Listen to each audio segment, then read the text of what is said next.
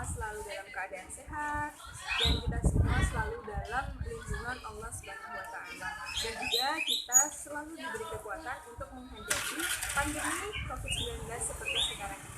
Perkenalkan, nama saya Aniki Puspitasari. Saya dari program studi Bimbingan Penyuluhan Islam Fakultas Usuluddin Adab dan Dakwah IAIN Ponorogo. Di sini saya akan membahas mengenai struktur jiwa.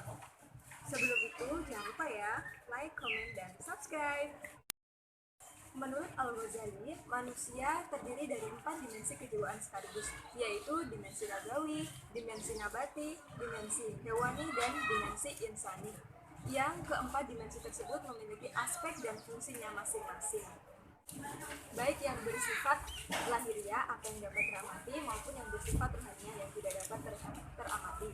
Sehubung dengan itu, Muhammad Yasir Nasution dalam buku Manusia Menurut Al-Ghazali menelusuri perkembangan terhadap 4 aspek tersebut. Namun bagi beliau, perkembangan dari keempat dimensi kejiwaan itu tidak mengalami perkembangan sama sekali. Hanya saja istilah-istilahnya itu yang berbeda dalam penggunaannya. Misalkan saja pada dimensi insaniyah, biasa disebut dengan nafas. Dalam Ihya Ulumuddin, Al-Ghazali membahas mengenai struktur kerohanian manusia terdiri dari 4 aspek, yaitu kalbu, ruh, nafsu, dan akal. Kalbu memiliki 2 arti, yaitu secara fisik dan secara metafisik. Secara fisik, kalbu adalah jantung atau segumpal daging yang berbentuk lonjong yang berada di rongga dada sebelah kiri. Secara metafisik, jantung adalah karunia Allah atau karunia Tuhan yang memiliki sifat kerohaniahan dan memiliki sifat kerobbaniahan yang berkaitan dengan jantung. Selanjutnya, ruh. Ruh dapat diartikan sebagai sumber kehidupan atau sebagai nyawa seseorang. Mengenai ruh, dalam buku Integrasi Psikologi dengan Islam karya Hana dan Hana Bastama menerangkan beberapa karakteristik ruh, yaitu ruh adalah berasal dari Tuhan, bukan berasal dari bumi ataupun berasal dari tanah. Selanjutnya yaitu ruh adalah unik. Jadi ruh itu tidak sama seperti akal budi, tidak sama dengan jasmani, dan tidak sama dengan jiwa manusia. Ruh inilah yang menjadi sarana utama seorang hamba untuk mendekat kepada Tuhannya. Karakteristik ruh selanjutnya yaitu ruh akan tetap hidup meskipun kita dalam keadaan sadar. Misalnya kita dalam keadaan tidur atau kita dalam keadaan pingsan. Yang terakhir yaitu ruh akan ternodai dengan dosa, tetapi ruh juga akan dapat dibersihkan dan disucikan kembali.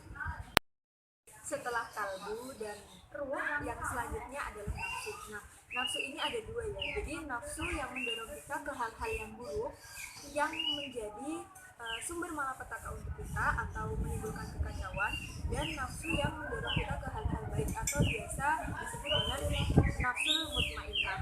Nah, nafsu mutmainnah inilah yang nantinya mengundang kita untuk masuk ke surganya Allah Subhanahu wa taala. Struktur jiwa yang terakhir adalah akal. Akal dapat diartikan sebagai daya psikis atau potensi inteligensi seseorang. Manusia yang memiliki akal memiliki beberapa ciri sebagai berikut. Yang pertama, biasanya mereka itu lebih mengutamakan akal daripada hawa nafsu mereka. Jadi dalam beberapa hal mereka itu lebih mengutamakan dorongan dari akal mereka daripada dorongan yang berasal dari hawa nafsu mereka. Yang kedua yaitu mereka melakukan evaluasi terhadap dirinya. Jadi mereka melakukan penilaian terhadap hari-hari yang sudah dilaluinya. Apakah hari-hari tersebut dilaluinya untuk melakukan kebaikan atau sebaliknya untuk melakukan suatu keburukan. Ciri manusia berakal selanjutnya yaitu mereka akan berbantah-bantahan dengan dirinya sendiri.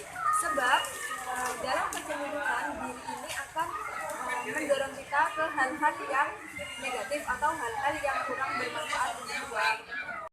Orang-orang yang berakal selanjutnya yaitu mereka biasanya akan mengetahui dan akan memperbaiki kelemahan-kelemahan yang ada dalam dirinya. Selain itu, mereka juga akan tidak mudah putus asa. Karena apa? Karena mereka yakin bahwa semua yang didapatkan di hidup ini itu berasal dari Allah Subhanahu wa Ta'ala. Jadinya mereka itu tidak takut terhadap kerugian dan tidak takut terhadap ancaman-ancaman yang datang, dan mereka tidak mudah bangga terhadap keuntungan yang mereka dapatkan. Baik, itu tadi penjelasan mengenai struktur jiwa manusia. Terima kasih untuk kalian yang sudah menonton video ini. Semoga video ini bisa bermanfaat untuk kita semuanya. Terima kasih dan sampai jumpa.